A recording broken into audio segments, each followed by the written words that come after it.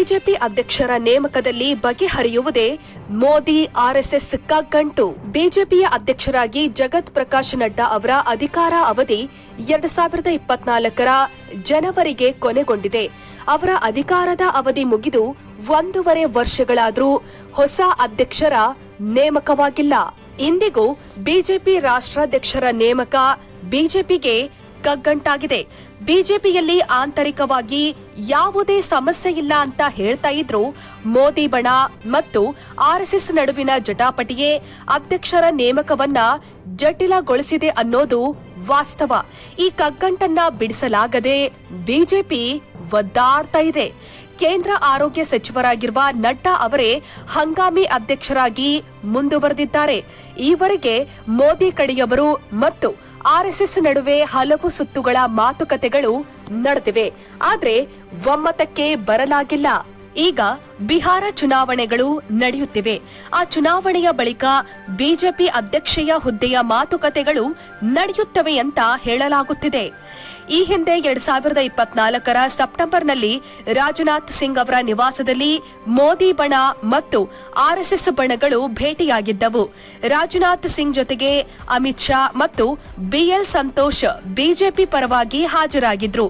RSS ಪ್ರತಿನಿಧಿಗಳಾಗಿ ಸಂಘದ ಪ್ರಧಾನ ಕಾರ್ಯದರ್ಶಿ ದತ್ತಾತ್ರೇಯ ಹೊಸಬಾಳೆ ಮತ್ತು ಭಾವಿ ಸರಸಂಘ ಚಾಲಕ್ ಅರುಣ್ ಕುಮಾರ್ ಭಾಗಿಯಾಗಿದ್ರು. 5 ಗಂಟೆಗಳ ಕಾಲ ನಡೆದ ಸಭೆಯಲ್ಲಿ ಬಿಜೆಪಿಯಿಂದ ಹಲವು ಹೆಸರುಗಳು ಪರಿಗಣನೆಗೆ ಬಂದಿದ್ದವು. ಆದರೆ ಆರ್ಎಸ್ಎಸ್ ಆ ಹೆಸರುಗಳನ್ನ ಪರಿಗಣನೆಗೆ ತೆಗೆದುಕೊಳ್ಳಲು ನಿರಾಕರಿಸಿತು. ಅಂದಿನಿಂದ ಇಂದಿನವರೆಗೂ ಅಧ್ಯಕ್ಷರನ್ನ ಆಯ್ಕೆ ಮಾಡಲು ಬಿಜೆಪಿ ಆರ್ಎಸ್ಎಸ್ಗೆ ಸಾಧ್ಯವಾಗಿಲ್ಲ. ಸಂಘದ ಸಂಪ್ರದಾಯದಂತೆ ಬಿಜೆಪಿ ಅಧ್ಯಕ್ಷ ಹುದ್ದೆಗೆ ಆರ್ಎಸ್ಎಸ್ ನಿರ್ದಿಷ್ಟ ಹೆಸರುಗಳನ್ನ ಸೂಚಿಸೋದಿಲ್ಲ. ಹೆಸರುಗಳನ್ನ ಬಿಜೆಪಿಯೇ ಪ್ರಸ್ತಾಪಿಸುತ್ತೆ.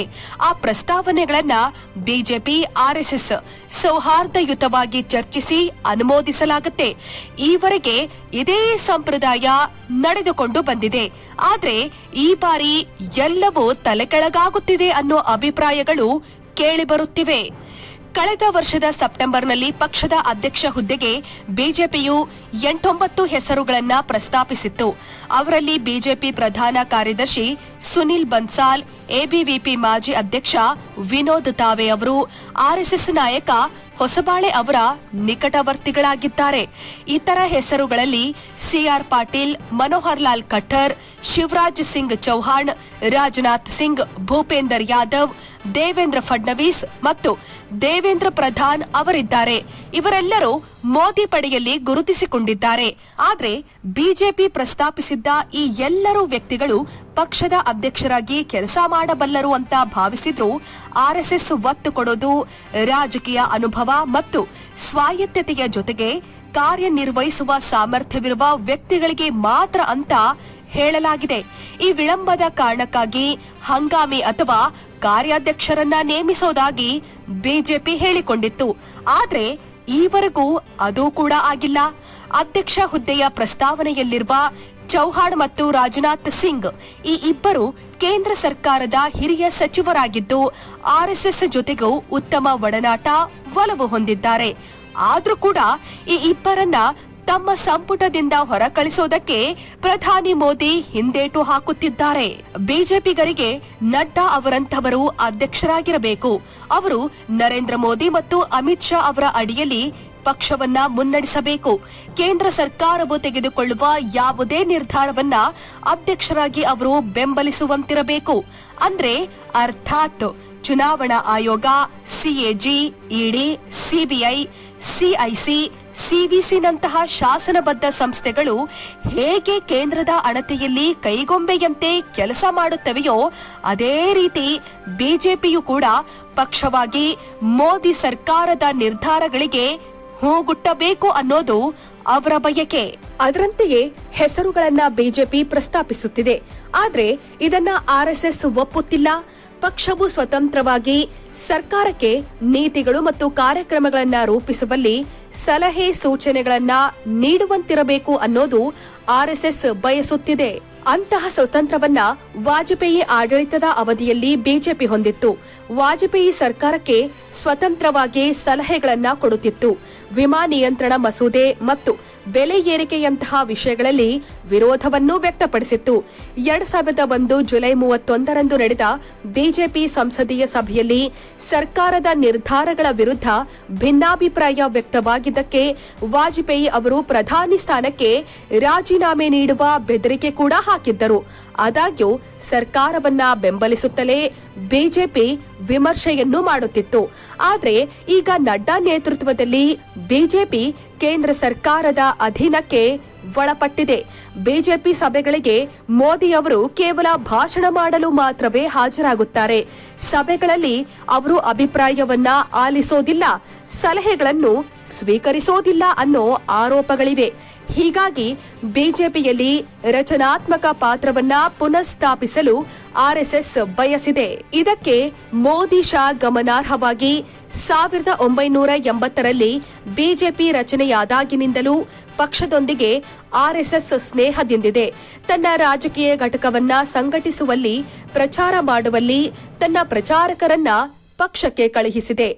ಪಕ್ಷದ ಆರಂಭಿಕ ವರ್ಷಗಳಲ್ಲಿ ಆರ್ಎಸ್ಎಸ್ನ ಹಿರಿಯ ಪ್ರಚಾರಕರನ್ನ ಬಿಜೆಪಿ ಪ್ರಧಾನ ಕಾರ್ಯದರ್ಶಿಯನ್ನಾಗಿ ನಿಯೋಜಿಸಲಾಗುತ್ತಿತ್ತು.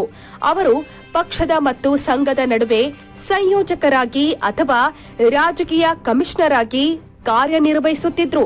ಹೀಗಾಗಿಯೇ ಬಿಜೆಪಿ ಅಧ್ಯಕ್ಷರು ಮತ್ತು ರಾಷ್ಟ್ರೀಯ ಕಾರ್ಯಕಾರಿಣಿಯ ಆಯ್ಕೆಯಲ್ಲಿ ಆರ್ಎಸ್ಎಸ್ ನಿರ್ಣಾಯಕ ಪಾತ್ರ ವಹಿಸುತ್ತದೆ.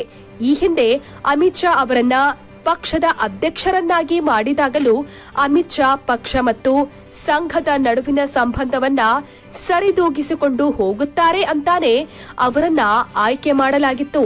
ಆದ್ರೆ ಬಿಜೆಪಿ ಅಧಿಕಾರಕ್ಕೆ ಬಂದ ಬಳಿಕ ಅಮಿತ್ ಶಾ ಗೃಹ ಮಂತ್ರಿಯಾದ್ರು, ಪಕ್ಷದ ಅಧ್ಯಕ್ಷ ಸ್ಥಾನ ತ್ಯಜಿಸಿದ್ರು. ಅಂದಿನಿಂದ ಅವರ ವರ್ತನೆ ಬದಲಾಯಿತು. ಮೋದಿ ಶಾ ಜೋಡಿ ಸಂಘವನ್ನ ಕಡೆಗಣಿಸಿ ತಮ್ಮದೇ ರಾಜ್ಯಭಾರ ನಡೆಸಲು ಮುಂದಾದ್ರು. ಬಿಜೆಪಿ ಅಧ್ಯಕ್ಷ ನಡ್ಡಾ ಅವರನ್ನ ತಮ್ಮ ತಾಳಕ್ಕೆ ತಕ್ಕಂತೆ ಕುಣಿಯುವಂತೆ ಮಾಡಿಕೊಂಡ್ರು. ಈಗ ನಡ್ಡಾ ಅಧಿಕಾರ ಮುಗಿದಿದೆ. 2024ರ ಜನವರಿಯಲ್ಲಿ ಲೋಕಸಭಾ ಚುನಾವಣೆಯ ಕಾರಣ ಹೇಳಿ ಅವರ ಅಧ್ಯಕ್ಷಗಿರಿಯ ಅಧಿಕಾರದ ಅವಧಿಯನ್ನ 6 ತಿಂಗಳ ಕಾಲ ವಿಸ್ತರಿಸಲಾಯಿತು. ಆ ನಂತರ ಹರಿಯಾಣ, ಮಹಾರಾಷ್ಟ್ರ, ಜಾರ್ಖಂಡ್, ಜಮ್ಮು ಮತ್ತು ಕಾಶ್ಮೀರ, ದೆಹಲಿ ವಿಧಾನಸಭಾ ಚುನಾವಣೆಗಳನ್ನ ಮುಂದಿಟ್ಟುಕೊಂಡು 1.5 ವರ್ಷಗಳ ಕಾಲ ಅಧ್ಯಕ್ಷರ ನೇಮಕವನ್ನ ಮುಂದಕ್ಕೆ ತಳ್ಳಲಾಗಿದೆ. ಆದಾಗ್ಯೂ ಇದೇ ಅವಧಿಯಲ್ಲಿ ಅನೇಕ ರಾಜ್ಯಗಳಿಗೆ ಬಿಜೆಪಿ ರಾಜ್ಯಾಧ್ಯಕ್ಷರ ನೇಮಕವೂ ಆಗಿದೆ. ಆದ್ರೆ ನಡ್ಡಾ ಉತ್ತರಾಧಿಕಾರಿಯ ನೇಮಕ ಮಾತ್ರ ಸಾಧ್ಯವಾಗಿಲ್ಲ. ಈಗ ಬಿಹಾರ್ ಚುನಾವಣೆ ಮುಂದಿದೆ. ಬಹುಶಃ ಈ ಚುನಾವಣೆಯ ಕಾರಣವನ್ನ ಮುಂದಿಟ್ಟುಕೊಂಡು ಅಧ್ಯಕ್ಷರ ನೇಮಕ ಮತ್ತಷ್ಟು ಮುಂದಕ್ಕೆ ಹೋಗಬಹುದು. ಆದ್ರೆ ಮುಖ್ಯವಾಗಿ ಆರ್ಎಸ್ಎಸ್ ಮತ್ತು ಬಿಜೆಪಿ ನಡುವಿನ ಭಿನ್ನಾಭಿಪ್ರಾಯಗಳು ಯಾವ ರೀತಿಯಲ್ಲಿ ಇವೆ ಅಂದ್ರೆ, ನಡ್ಡಾ ಅವರು ಈ ವರ್ಷದ ಅಂತ್ಯದವರೆಗೆ ಅಥವಾ ಅದಕ್ಕಿಂತ ಹೆಚ್ಚಿನ ಕಾಲ ಪಕ್ಷದ ಅಧ್ಯಕ್ಷರಾಗಿ ಮುಂದುವರಿಯುವ ಎಲ್ಲಾ ಸಾಧ್ಯತೆಗಳು ಇವೆ. ಆದ್ರೆ ಈ ರಾಜಕಾರಣಿಗಳು ಅಥವಾ ಪಕ್ಷಗಳು ಯಾವಾಗ ಏನ್ ಮಾಡ್ತಾರೆ ಅಂತ ಯಾರು ಬಲ್ಲರು? ವೀಕ್ಷಕರೇ, ಈ ಸುದ್ದಿ ನಿಮಗೆ ಇಷ್ಟವಾದಲ್ಲಿ ನಮ್ಮ ಚಾನೆಲ್ ಅನ್ನ ಸಬ್ಸ್ಕ್ರೈಬ್ ಮಾಡಿ, ಲೈಕ್ ಮಾಡಿ ಹಾಗೂ ಶೇರ್ ಮಾಡಿ.